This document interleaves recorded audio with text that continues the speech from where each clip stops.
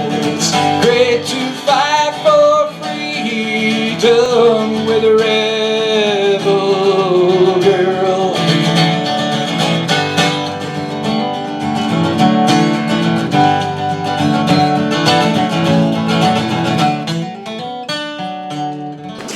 Well, my name's Bryan Palmer. I think most of you know me. I know most of you, but there might be some who don't. And I'm really delighted that all of you are here. I am very much looking forward to the next couple of days. And I'm very grateful to the people who've come, and I think we'll make this a very interesting and fun event. Now, just some preliminary remarks and introductions. I was a Canada Research Chair here in the Canadian Studies Department, which has now been sort of rolled into a new School for the Study of Canada. And that Canada Research Chair was kind of like winning the academic lottery. It was a wonderful opportunity. Leo, I don't know if there are other Canada Research Chairs, but Leo certainly has benefited from this as well. And it's made our lives as researchers very much easier and congenial. So it really is the Canada Research Chairs program that has helped to fund this event. And Trent and the Canadian Studies Department that hired me back in 2001 that has sustained events like this and the work that I've been trying to do. So I thought that to end this research chair, which I did not renew as of 1st of July 2015, I would try to bring together a lot of people who had been very important in my own development as a scholar and who worked in congruent fields. So this meant bringing people from all over the place, and people have made, I think, great sacrifices and efforts to get here. So I'm really, again, thankful to all of you. And I've tried to involve in the program scholars, activists, and graduate students with whom I've worked over the years. So, and everyone can hear me, right? Can everyone hear me? Okay. Just some preliminary kind of business matters first. The three graduate students who have been paid to help out here are, I'd ask them to maybe stand up so that you can see them. Sean Carlton, Julia Smith, and Martin Schutz McAlpine. And they will be, and they have done. Okay, well, the first session, and I would say that chairs will introduce the speakers, and the job of the chairs is not to offer extensive commentary, but which they can do if they want, but to basically just to introduce speakers to all of you and kick off sessions and discussion. So again, thanks very much to everyone for coming, and I hope you all have a good time. And so I will turn it over to my old friend, Al Seager, who goes back many decades. Thank you very much for inviting us all here to Trent. I know we're going to have a real good time. We're running, just 5 minutes over time so far, no problem. My name is Al Seager. I'm a recently retired professor of history from faraway Simon Fraser University, where Bryan spent a couple of very good years. And it's my pleasure to kick us off with our session on Canadian working class history as it was, as it is, as it might be. Our first speaker is Wayne Roberts, a person who in many circles would need no introduction, but we'll give him a bit of an introduction. Wayne was one of the founding figures of what we call the new labor or social history movement in the era of the 1970s. He remains a brilliant historian. I never use the term was a historian because I don't want to be called a was historian myself. But he eluded the grasp of the academy and went on to a very significant career in civil society and in the public service.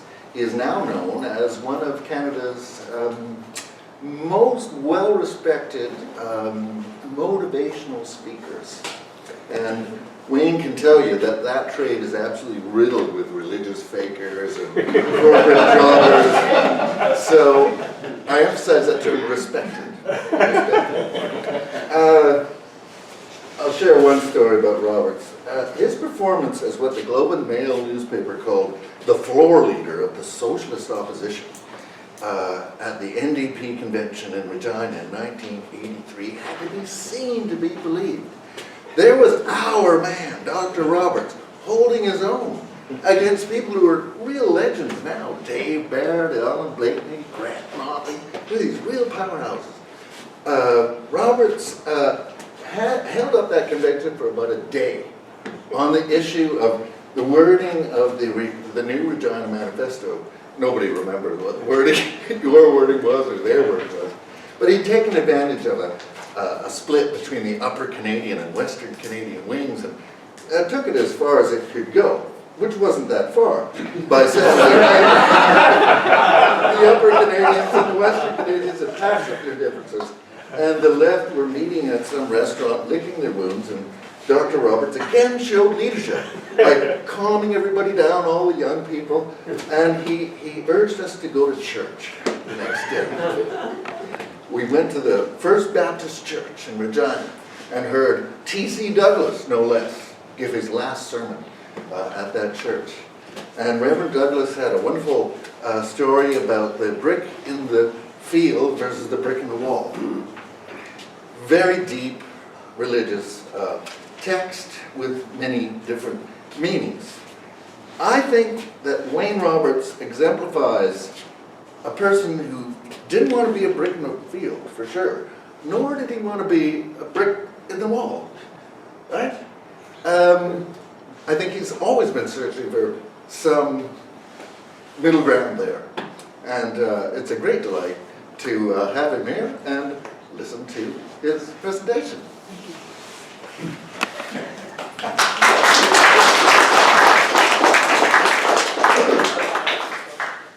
Thank you very much. I thought when I came down to the breakfast nook in the hotel this morning that I missed my high school history club reunion, but this is going to be better. So welcome to the Radical Caucus of the Meniscus Post-Operative Care Unit. So I must begin by apologizing for the fact that I really only know a small patch of the overgrown and wild garden of Palmermanian studies. And as well, I do have to confess that, along with most people in Canada, I have not read as many books in my lifetime as Bryan will cite in the most obscure article he writes.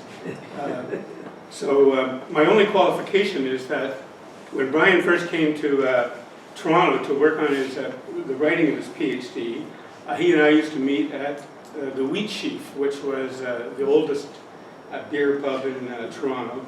And we would hang out with the likes of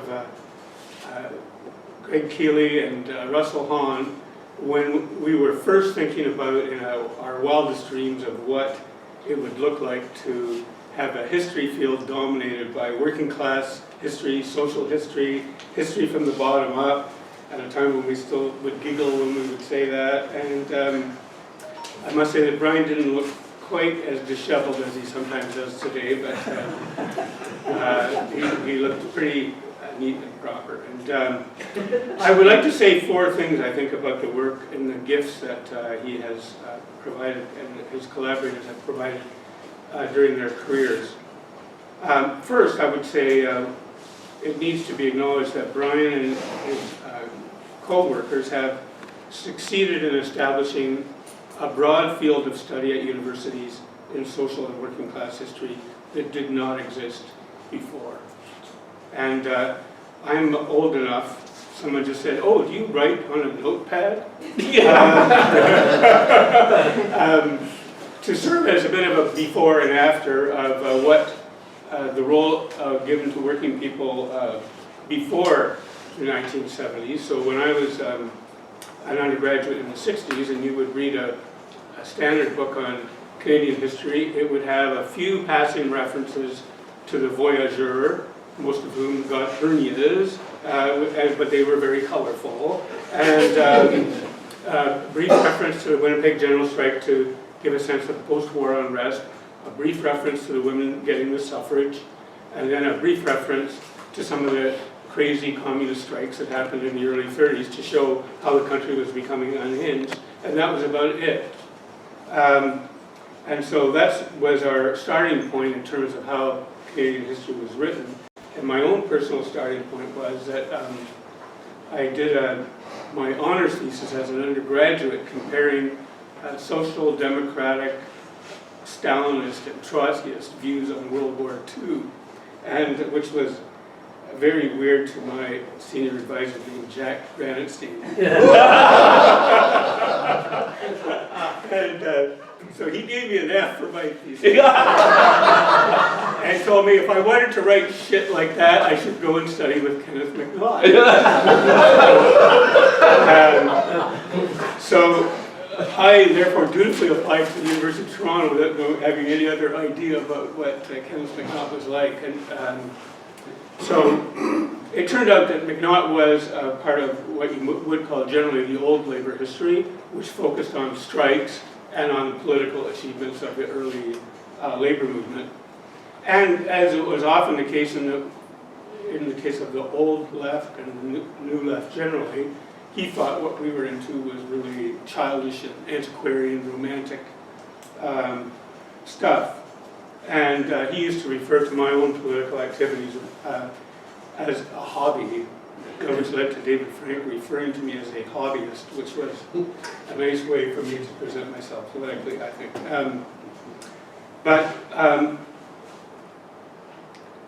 I think we can now say that we've, as a result of Bryan and his Mary friends like Greg Keeley and others, they actually made the lucky decision for them to go to the United States to study rather than to try to study in Canada. So they missed out on what it would have been like to get a PhD in Canada at the time that I did. But I would say they have achieved a number of landmarks in the field of working class history at university. First, they have shown that there were rich sources available to study it. It was not an impossible field by any means, that creative researchers could find all sorts of sources.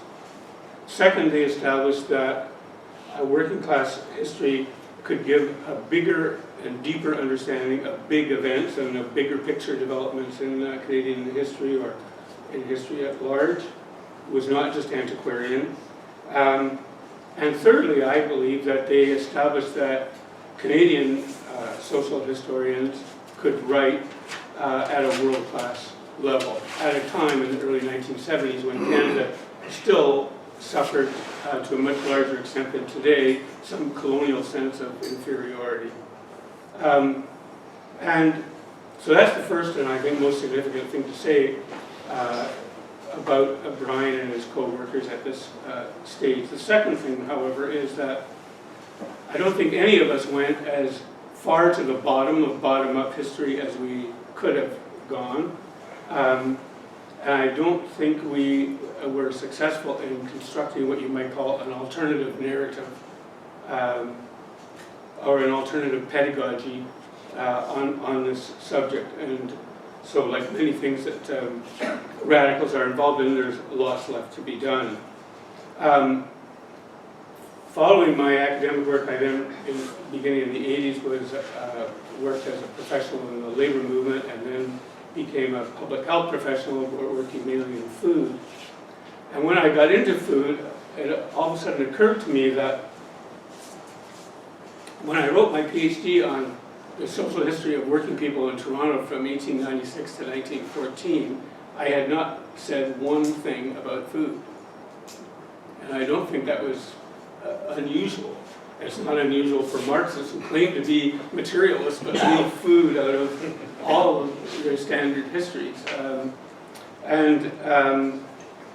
So I don't think we really were doing, we were so defined by the bar that was set, which was political labor history, that we couldn't move as far as needs to go, I think. So without any criticism of any of the individuals involved, I think we need to note that.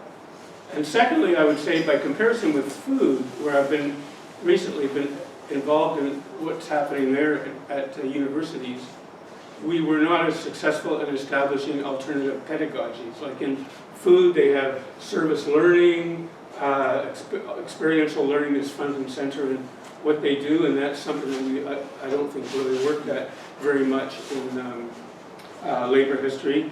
And they've also developed the understanding of the university as an anchor institution. So there's work now in Scarborough College, just immediately south of here, to say that university has to serve as an anchor within low-income and stressed community to help them develop. They should be buying their food from the area, they should be buying their supplies and serving that community. And I don't think we were able to do that as well as we could have in the labor field. So I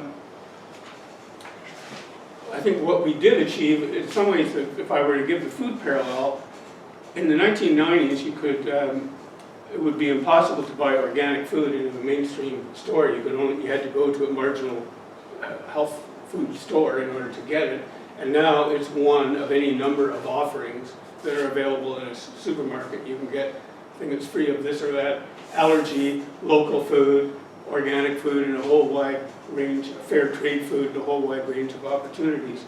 And I think what we have succeeded in is getting working class and social history identified in that same way. It's a choice that people have. It's not yet an alternative discourse. So maybe that's something we can think about in terms of how to move beyond that. My third point is that I think it's fair to say that at one point in my life I was quite embittered by my university experience. But I'm now well over that, but I think we still need to say that the new social history, all the institutions it's created, the words that have been won by its people, was done without any assistance, really, from any of the mentors or seniors in the field.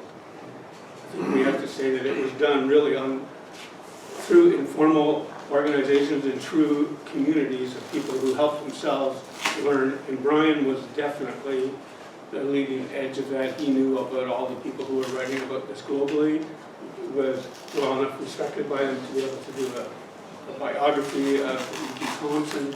And so it was truly history writing from the bottom up, and Bryan was definitely a key figure in raising the whole level of discussion. And finally, to speak to the fourth element of Palmermania, it was my experience at university that the big divide is not between or among liberal, conservative, social democratic, Marxist academics, but between activists and academics, or what in the food movement are called actionists. So I remember when I was hired for my first formal job at McMaster, the head of the department said to me, who was a military historian, said, "Well, Roberts, it's good to have a Marxist on board." And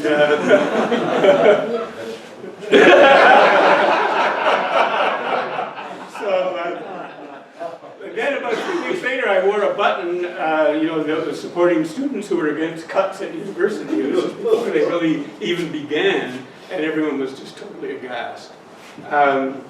And so I always felt like a certain kinship with Bryan, that though he had more successfully straddled the academic side than I had, that he also had another foot on the other side. So we were both part of that same thing. As it happened, we were both Trotskyists, though he would not be seriously regarded as a Trotskyist. But so we were on very different ends of that spectrum. But as I look back on it, I would say that all radical organizers have two jobs, and one is to try to unify the largest number of people possible, to build a big tent, to create a dialogue and to popularize their ideas. And another end of that spectrum is to differentiate, to note that we are not all one big tent, we have choices to make. And I'm probably in that large tent, I'm at one side, and Bryan was more at the differentiating side. I think I thought Alan was going to make a reference to another newspaper statement that came out of one of Brian's favorite journals, the Spartacus Times, that said Wayne Roberts grabbed the microphone referring to the same event with a maple leaf stitched to his crotch. So thank you, Brian, for that comment. And, I didn't. But you might have. but over his career, I've done my share of differentiating, and he's done his share of unifying. And I think it's a great contribution that he's made. I want to congratulate him.